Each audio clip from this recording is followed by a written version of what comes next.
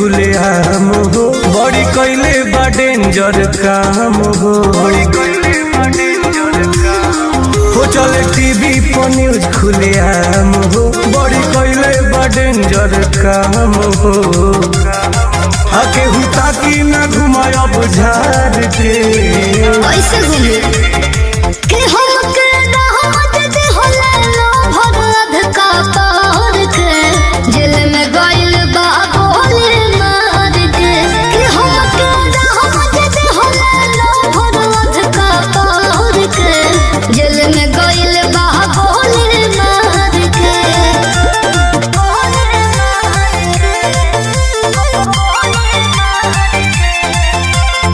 Music by Arya Sharma.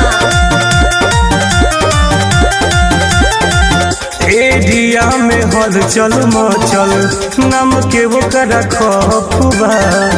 खाली हथियार के पागल रखत सखबा बुझला।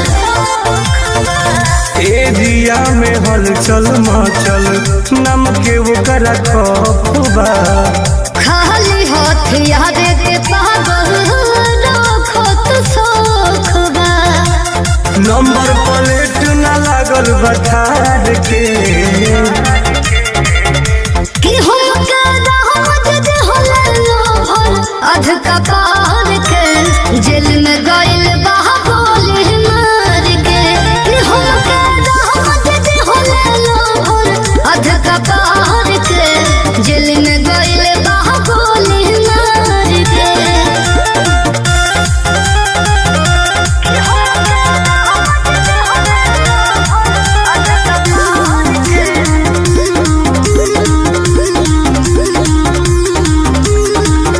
ओके समझावना तो हो जाई फांसी।